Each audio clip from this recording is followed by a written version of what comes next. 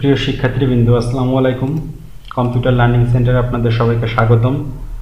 আজ আমরা ক্যালকুলেটরের সেকেন্ড পার্টটা দেখব আর কি। আমরা গতদিন দেখছিলেন যে কিভাবে সুন্দর করে একটি ক্যালকুলেটর ডিজাইনটা করা হয়, সবাই এরকম দেখছেন। বাট প্রত্যেকটা বাটন বা এখানে ফাংশনগুলো অবশ্যই কাজ করেনি আর কি।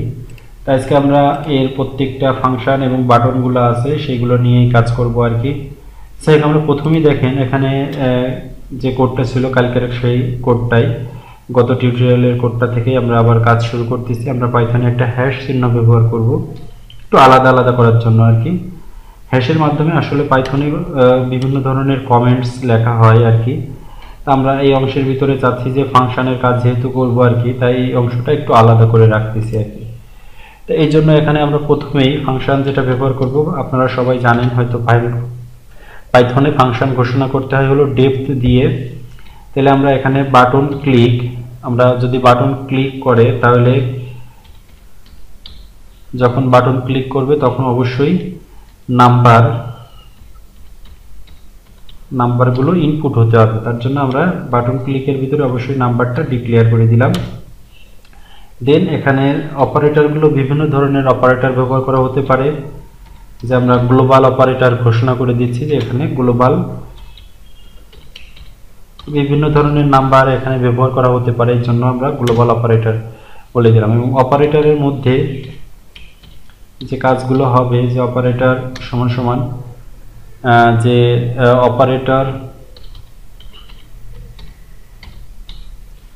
অপারেটরের সাথে প্লাস স্ট্রিং নাম্বারগুলো ব্যবহার করা হবে। তাহলে স্ট্রিং নাম্বারগুলো ব্যবহার করা হচ্ছে এবং অবশ্যই টেক্সটগুলো ইনপুট নিতে হবে। তাহলে আমরা টেক্সট ইনপুট নামে আরেকটা ভেরিয়েবল এখানে বলে দিচ্ছি, টেক্সট ইনপুট। অবশ্যই টেক্সটটা ইনপুট করবে ডট সেট অপারেটর। যখন অপারেটরটাকে প্রেস করবে তখন অবশ্যই তথ্যগুলো ইনপুট করবে আর কি। কোথায়? ওই যে আমরা যে প্রথমে যে আউটপুট করার জন্য যেটা ব্যবহার করছি সেটা আর কি, অপারেটর। তাহলে অলরেডি দেখেন আমাদের ক্লিক মানে কোনো বাটনে যদি প্রেস করি তাহলে যে কি এটা হবে সেটা এখানে ঘোষণা করা হয়েছে। এবার আরো সেম আমরা বাটন ক্লিয়ার, সবাই দেখছেন যে ক্লিয়ার নামে একটা বাটন তৈরি করা হয়েছে CLE দিয়ে আর কি, CLEAR ক্লিয়ার। তাহলে এবার বাটন ক্লিয়ারটাকে যদি কল করা হয় তাহলে সে কি করবে, যে এখানে গ্লোবাল অপারেটর যেটা আছে সেই সেম জিনিসটাই আমরা এখান থেকে একটু কাট কপি করতে পারি আর কি। সাপোজ যে এখান থেকে একটু কাট কপি করে নিলাম, যে গ্লোবাল অপারেটরটা ব্যবহার করা হবে এবং অপারেটর সমান সমান অবশ্যই যে অংশটুকু আছে এই অংশটুকু এখান থেকে চলে যাবে। মানে কি, যখন বাটন ক্লিয়ার করবে তখন পুরো অংশটা ফাঁকা জায়গা দেখা যাবে আর কি। এবং টেক্সট ইনপুট সেট হবে, বাট এর ভিতরে কোনো তথ্য থাকবে না আর কি, মানে ক্লিয়ার হয়ে যাবে একেবারে। তাহলে দেখেন বাটন ক্লিয়ারটা অলরেডি হয়ে গেছে। এবার সেম ডেপথ দিয়ে আমরা আবার বাটন ইকুয়াল যেটা আছে, আপনারা দেখছেন যে ইকুয়াল বাটন যখন প্রেস করবে, ইকুয়াল বাটন ইকুয়ালস যখন প্রেস করতেছে এই ফাংশনটার মধ্যে, তাইলে সেখানে অবশ্যই এখানেও আমরা যেটা আছে ওটা একটু কপি পেস্ট করে এখানে ব্যবহার করছি, যে গ্লোবাল অপারেটর ব্যবহার করবে এবং এই জায়গা থেকে সামেশন হবে। তাহলে আমরা এখানে একটু সামেশন বা সাম লিখে দিতে পারি। আপনি যে কোনো কিছু দিয়ে লিখতে পারেন, যে এখানে স্ট্রিং, অবশ্যই স্ট্রিং এর মধ্যে ইভ্যাল ব্যবহার করে দিব আর কি, দিয়ে এখানে অপারেটর থাকবে, এর ভিতরে অবশ্যই অপারেটর থাকবে, কোনো নাম্বার থাকবে না আর কি। তাইলে আমাদের সামের ভিতরে এই অংশটা থাকবে আর কি। এবং টেক্সট ইনপুট যখন সেট করবে তখন এই অপারেটরটা থাকবে না। টেক্সট ইনপুট সেটের এখানে যে অবশ্যই কোন জিনিসটা থাকবে, আমরা একটু আগেই সাম নামে যে সামের ভিতরে বলে আসছি এই কাজটা সে করবে আর কি, তাহলে সেটাই থাকবে আর কি। এবং থাকার পরে আমাদের যে নিচেই যে অপারেটর যেটা আছে সেই অপারেটরটা অবশ্যই এখানে উল্লেখ করে দিতে হবে, যে অপারেটর সমান সমান এরকম ডাবল সমান সমান দিয়ে দিলাম আর এবার এন্টার দিয়ে আবার অপারেটর সমান সমান যেটাতে আছে সেটাই থাকবে। এবার টেক্সট ইনপুটটা অবশ্যই এখানে ডিক্লেয়ার করে দেব টেক্সট ইনপুট। যখন টেক্সট ইনপুটগুলো নিবে ইনপুট তখন সেটা ভেরিয়েবলের ভিতরে অবশ্যই স্ট্রিং ভার্কার টাইপের হবে, string স্ট্রিং ভার্কার জাতীয় ডাটা এখানে সে ইনপুট করবে, এটা অবশ্যই এখানে উল্লেখ করে দিতে হবে। অলরেডি দেখেন ফাংশনের কাজ কিন্তু অলরেডি আমাদের হয়ে গেছে। বাট এই তথ্যগুলো অবশ্যই ইনপুট করার জন্য এই যে টেক্সট ডিসপ্লে যেটা অংশটা দেখতে পাচ্ছেন সেই ডিসপ্লের মধ্যে অবশ্যই এই টেক্সট ভেরিয়েবলটা আমাদের এখানে ডিক্লেয়ার করে আসতে হবে যে টেক্সট ভেরিয়েবল। তাহলে আমরা এখানে টেক্সট ভেরিয়েবল নামে একটা ভেরিয়েবল এখানে ডিক্লেয়ার করি, টেক্সট ভেরিয়েবল সমান সমান আমাদের এই জায়গাতে যে টেক্সট ইনপুট যেটা ব্যবহার করছি অবশ্যই এখানে সেটা উল্লেখ করে দিতে হবে। তাইলে এখন আমাদের কিবোর্ডের থেকে কোনো তথ্য এর ভিতরে ইনপুট নিবে আর টেক্সট ইনপুটটা এখানে আমরা যখন এবার কোনো বাটনে প্রেস করব তখন এটা অবশ্যই ইনপুট নিবে। তাহলে টেক্সট ভেরিয়েবল সমান সমান টেক্সট ইনপুট এটা উল্লেখ করে দিতে হবে। তাহলে আমরা এটা অবশ্যই দেওয়া হয়ে গেছে। এবার আমরা একটু রান করে দেখি। এখন দেখেন এর ভিতর প্রেস করলে তারপরে বাটনগুলোতে কাজ করতেছে না আর কি, টেক্সট ইনপুটটা এখনো হয়নি। তাহলে টেক্সট ইনপুটটা তো আমরা এখানে ব্যবহার করেই দিছি।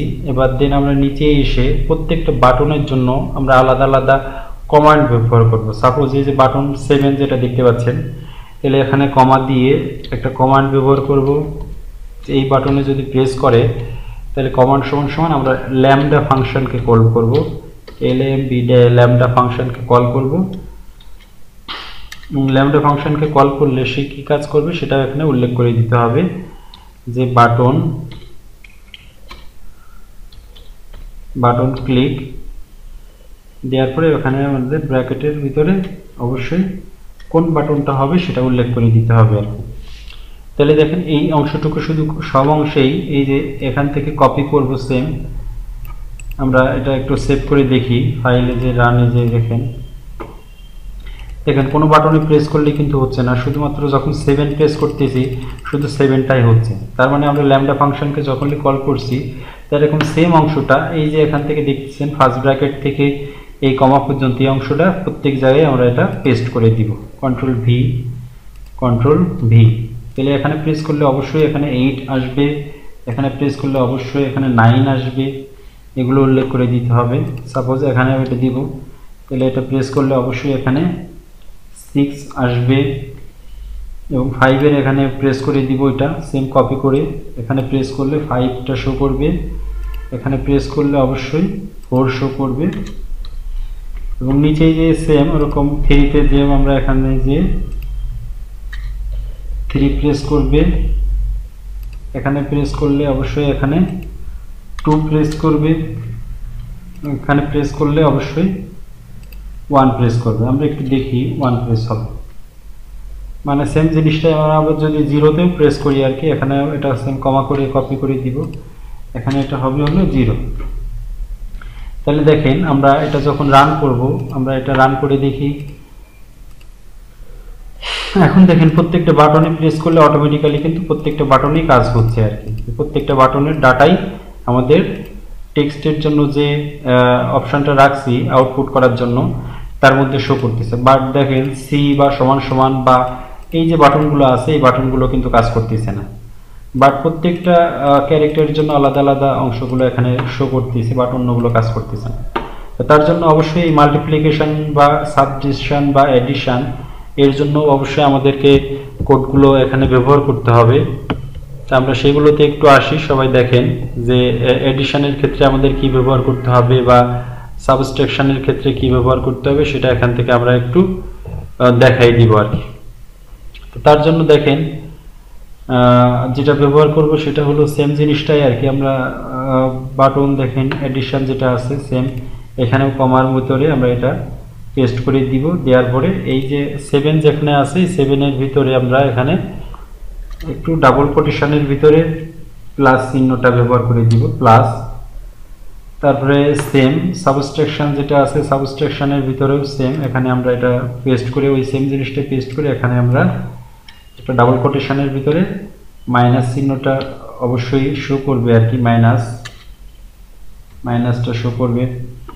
মাল্টিপ্লিকেশন যেটা আছে, মাল্টিপ্লিকেশনের ক্ষেত্রেও সেম জিনিসটাই, এর ভিতরে এসে জাস্ট আমরা এটা একটু ডাবল কোটেশনের ভিতরে গুণ চিহ্নটা শো করবে এবং ডিভিশন মানে ভাগ যেটা আছে এখানেও এটা সেম জিনিসটাই শো করবে, ভাগ চিহ্নটা শো করবে, মানে ওই টেক্সট বক্সের ভিতরে এই আউটপুটগুলো শো করবে আর কি।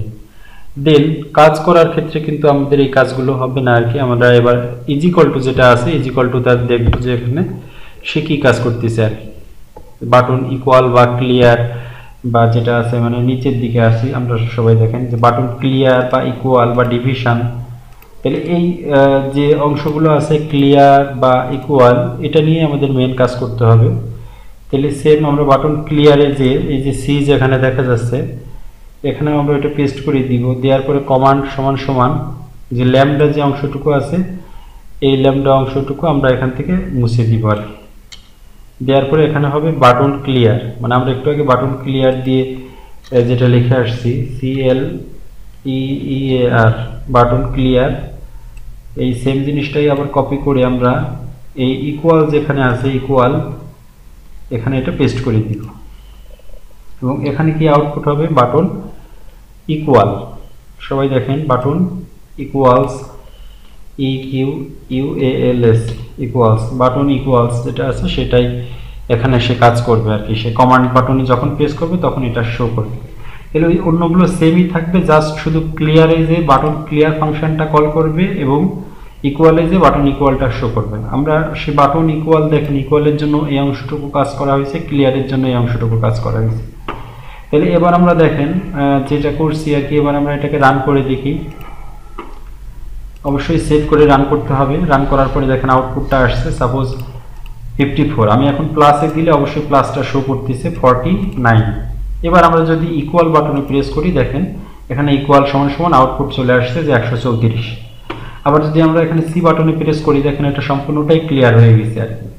আমরা এখানে 32 ডিভিশন দিয়ে আমরা এখানে হয়তো 6 দিচ্ছি, সাপোজ ইকুয়াল টু দিলে দেখেন এর আউটপুটটা 5.33 চলে আসছে। আবার আমরা যখন ক্লিয়ার বাটনে প্রেস করছি তখন পুরোটা চলে গেছে আর কি।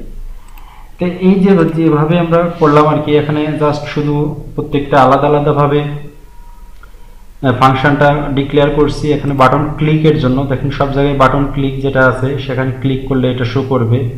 বাটন ক্লিকের জন্য একটা ফাংশন ব্যবহার করছি, বাটন ক্লিয়ারের জন্য একটা ফাংশন ব্যবহার করছি এবং বাটন ইকুয়ালের জন্য একটা ফাংশন ব্যবহার করছি। এবং টেক্সট ইনপুট যেটা করছে তাহলে এখানে স্ট্রিং ভার্কার নামে একটা ডাটা টাইপ উল্লেখ করে দিছি যে যখন আমরা কোনো তথ্য ইনপুট করব 765 সেটা টেক্সট ইনপুটের ভিতরে ইনপুট হবে, দেন তারপরে এই কাজগুলো এখান থেকে শো করবে আর কি। তো এর জন্যই আর কি প্রত্যেকে হয়তো দেখছেন যে এখানে প্রত্যেকে সুন্দর করে আমরা ডিজাইন করছি এবং ডিজাইনের পরে এই জিনিসটা কীভাবে সুন্দর করে ডেভেলপ করতে হয় সেটা শিখলাম এবং এখানে ল্যামডা ফাংশনটা ব্যবহার করছি যাতে প্রত্যেকটা কমান্ডগুলো কাজ করে, তার জন্য ল্যামডা ফাংশন ব্যবহার করছি। এবং ক্লিয়ার এবং ইকুয়াল এখানে কিন্তু আমরা ল্যামডা ফাংশন ব্যবহার করিনি, জাস্ট কমান্ডের ভিতরে ওই বাটন ইকুয়াল যে ফাংশনটা আছে সেটাকে কল করছি। আবার এখানে ক্লিয়ারের ক্ষেত্রেও বাটন ক্লিয়ার যেটা আছে সেটা এখান থেকে কল করছি আর কি। তো এভাবে আসলে কিভাবে একটা সুন্দর ক্যালকুলেটর তৈরি করা যায় সবাই হয়তো দেখতে পাইছেন যে আমরা একটা সুন্দর এরকম গ্রাফিক্যাল মোডে পাইথন ব্যবহার করে একটা ক্যালকুলেটর তৈরি করতে হয় সেটা শিখতে পারছি। আশা করি আমাদের টিউটোরিয়াল থেকে আপনারা আশানুরূপ সুন্দর একটা ক্যালকুলেটর তৈরি করতে পারবেন। তারপরেও যদি কারো কোনো সমস্যা থাকে অবশ্যই কমেন্ট বক্সে লিখে জানাবেন এবং সবাই চর্চা করবেন। এবং যারা এখনও চ্যানেলটা সাবস্ক্রাইব করেননি অতি দ্রুত চ্যানেলটা সাবস্ক্রাইব করেন যাতে পরবর্তীতে ভিডিও আসার সাথে সাথে আপনারা সবাই দেখতে পারেন আর কি। ধন্যবাদ সকলকে, আসসালামু আলাইকুম।